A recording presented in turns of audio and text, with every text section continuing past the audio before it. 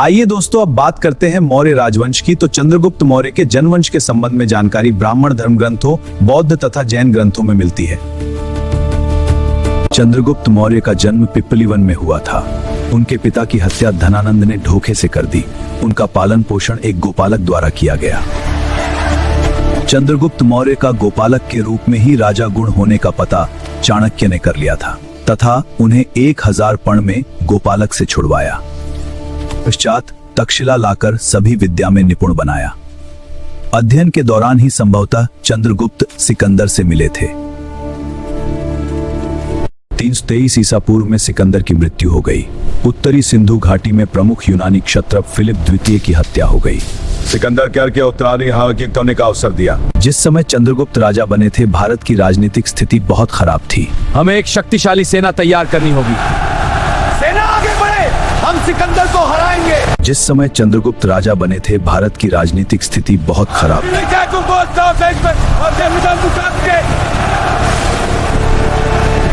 117 ईसा पूर्व तक उन्होंने संपूर्ण सिंध और पंजाब प्रदेशों पर अधिकार कर लिया। अब हम सिंध शासक हो गए। पंजाब और सिंध विजय के बाद चंद्रगुप्त तथा चाणक्य ने घनानंद का नाश करने हेतु मगध पर आक्रमण कर दिया। मौर्य काल का उदय हुआ।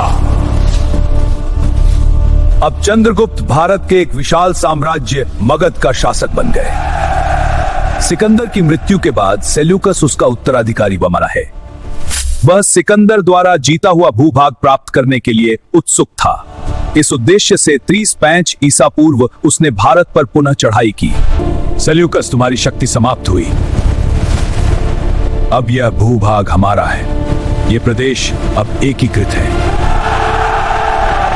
मैं अपनी पुत्री हेलेना का विवाह चंद्रगुप्त मौर्य से कर रहा हूँ। पिता, मैं आपकी इच्छा का सम्मान करती हूँ। यह विवाह हमारी संस्कृतियों को जोड़ेगा। मैं मेगास्थनीज को अपना राजदूत नियुक्त करता हूँ। चंद्रगुप्त मौर्य ने पश्चिम भारत में सौराष्ट्र तक प्रदेश जीतकर अपने प्रत्यक्ष शासन के अंतर्गत शामिल किया। गिरनार अभिलेख के अनुसार इस प्रदेश में पुष्यगुप्त वैश्य सम्राट चंद्रगुप्त मौर्य का राज्यपाल था। मौर्य काल के दौरान पुष्यगुप्त वैश्य ने इस क्षेत्र का कुशलतापूर्वक प्रशासन किया। वह सम्राट चंद्रगुप्त मौर्य के प्रति वफादार थे। इसने सुदर्शन झील का निर्माण किया। दक्षिण में जब चंद्रगुप्त मौर्य ने तक विजय प्राप्त की। पुष्यगुप्त वैश्य के प्रयासों से सुदर्शन झील मौर्य साम्राज्य की समृद्धि का प्रतीक बनी। चंद्रगुप्त मौर्य के विशाल साम्राज्य में काबुल, हेरात, कंधार, बलूचिस्तान, पंजाब, गंगा यमुना का मैदान, बिहार, बंगाल, गुजरात था तथा विंध्य और कश्मीर के भूभाग सम्मिलित थे। लेकिन चंद्रगुप्त मौर्य ने अपना साम्राज्य पूर्व में, दक्षिण पूर्व में इकर्रा तक। इनका अंतिम समय विवादित है, जो अस्पष्ट है। उस समय मगध भारत का सबसे शक्तिशाली राज्य था। मगध पर कब्जा होने के बाद चंद्रगुप्त सत्ता के केंद्र पर आसीन हो चुके थे। गिरनार अभिलेख के अनुसार इस प्रदेश में पुष्यगुप्त वैश्य सम्राट चंद्रगुप्त मौर्य का राज्यपाल था। मैं पुष्यगुप्त सम्राट चंद्रगुप्त मौर्य का राज्यपाल इस शिलालेख को आज्ञा देता हूँ। ग्रीक विवरण इस विजय का उल्लेख नहीं करते, पर इतना कहते हैं कि यह संधि हमारी शक्तियों को एक करेगी, जिसके अनुसार सेल्यूकस ने कंधार, काबुल, हेरात और बलूचिस्तान के प्रदेश चंद्रगुप्त को दे दिए थे। इसके साथ ही चंद्रगुप्त ने उसे 500 हाथी भेंट किए थे। ये 500 हाथी मेरी ओर से भेंट है। धन्यवाद महाराज, यह एक महान भेंट है। इतना भी कहा जाता है चंद्रगुप्त ने सेल्यूकस की बेटी कर्नलिया से वैवाहिक संबंध स्थापित किया था। मेगास्थनीज, तुम मेरे राजदूत के रूप में चंद्रगुप्त के दरबार में जाओगे। हाँ महाराज।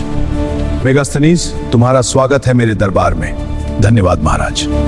प्लूटार्क के अनुसार चंद्रगुप्त मौर्य उस समय तक सिंहासनारूढ़ हो चुके थे। उन्होंने चंद्रगुप्त मौर्य के बाद उसका पुत्र बिंदुसार सत्तारूढ़ हुआ और उसके बारे में अधिक ज्ञात नहीं है।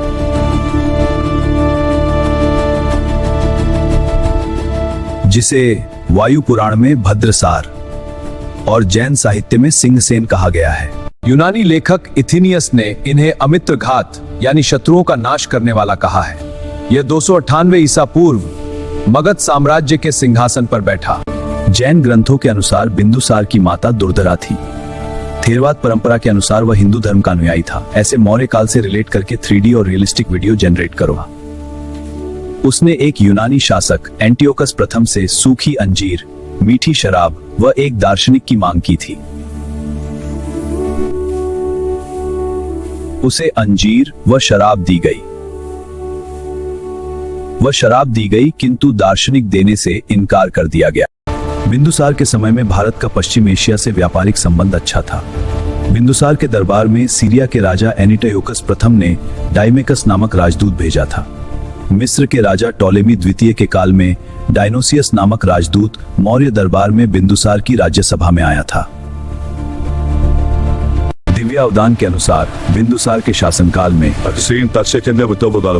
सुसीम तक्षशिला जाकर विद्रोह का दमन करो। सैनिकों आगे आओ। बिंदुसार की सभा में 500 सदस्यों वाली मंत्री परिषद थी जिसका प्रधान खल्लाटक था। बिंदुसार ने 25 वर्षों तक राज्य किया और 273 ईसा पूर्व उसकी मृत्यु हो गई। राजगद्दी प्राप्त होने के बाद अशोक को अपनी आंतरिक स्थिति सुदृढ़ करने में 4 वर्ष लगे। इस कारण राज्यारोहण 4 साल बाद 259 ईसा पूर्व में हुआ था। सम्राट अशोक भारत के ही नहीं बल्कि विश्व के इतिहास के सबसे महान शासकों में से एक हैं। अपने राजकुमार के दिनों में उन्होंने उज्जैन तथा तक्षशिला के विद्रोहों को दबा दिया था, पर कलिंग की लड़ाई उनके जीवन में एक निर्णायक मोड़ साबित हुई और उनका मन युद्ध में हुए नरसंहार से ग्लानि से भर गया। उन्होंने बौद्ध धर्म अपना लिया तथा उसके प्रचार के लिए बहुत कार्य किए। सम्राट अशोक बौद्ध धर्म में उपगुप्त ने दीक्षित किया था।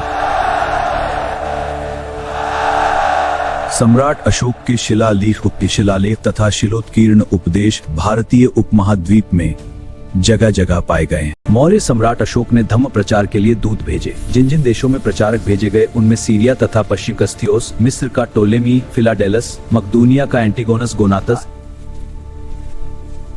अपने पुत्र महेंद्र और एक बेटी को उन्होंने राजधानी पाटलिपुत्र से श्रीलंका जलमार्ग से रवाना किया। पटना का ऐतिहासिक महेंद्रू घाट उसी के नाम पर नामकृत है। युद्ध से मन उपजाने के बाद भी सम्राट अशोक ने एक बड़ी सेना को बनाए रखा था। सिंहासन मेरे लिए सहज नहीं था। मुझे अपने भाइयों से लोहा लेना पड़ा। तुम सिंहासन छीनना चाहते हो? मैं हक ले लूंगा, भले ही तुमसे नहीं। दीपवंश के अनुसार यह कहा गया है कि अशोक ने अपने 100 भाइयों को मार डाला। महावंश में लिखा है कि अशोक ने मौर्य साम्राज्य की हत्या की। दीपवंश के अनुसार यह कहा गया है कि अशोक ने अपने 100 भाइयों को मार डाला। अशोक का मार्ग प्रशस्त हुआ। तिब्बती बौद्ध परंपरा में तारानाथ की पुस्तक में कहा गया है कि अशोक ने 6 भाइयों की हत्या की। मेरी आज्ञा इन 6 को मार डालो। बौद्ध कथा अशोकावदान में केवल एक भाई सुसीम की हत्या का उल्लेख है। अन्य भाइयों के मारे जाने का कोई संदर्भ नहीं है। सुसीम को ले जाओ। अशोक का 5वां प्रमुख शिलालेख ऐसे साक्ष्य प्रदान करता है जो अशोक के भाइयों के भाग्य के बारे में बौद्ध ग्रंथ पाए गए विवरणों का खंडन। भाई का भाग्य इतिहास में दर्ज है, ग्रंथों में कुछ और ही लिखा है। सुसीम तू ही योग्य है इस सिंहासन के लिए। पिताजी मैं आपकी आज्ञा का पालन करूंगा। पिताजी क्या मैं अयोग्य हूँ? अशोक तुम्हारी महत्वाकांक्षा मैं सिद्ध करूंगा। अशोक युद्ध की चर्चा हो रही है, तुम मेरे विरुद्ध खड़े होने की हिम्मत करते हो। भाई सुसीम यदि युद्ध ही तय है तो मैं तैयार हूं। सिंहासन की लड़ाई में मैं पीछे नहीं हटूंगा। तो युद्ध होगा। भाई सुसीम तुम्हें सिंहासन की चाहत ने अंधा कर दिया है। अब मैं राजा हूं।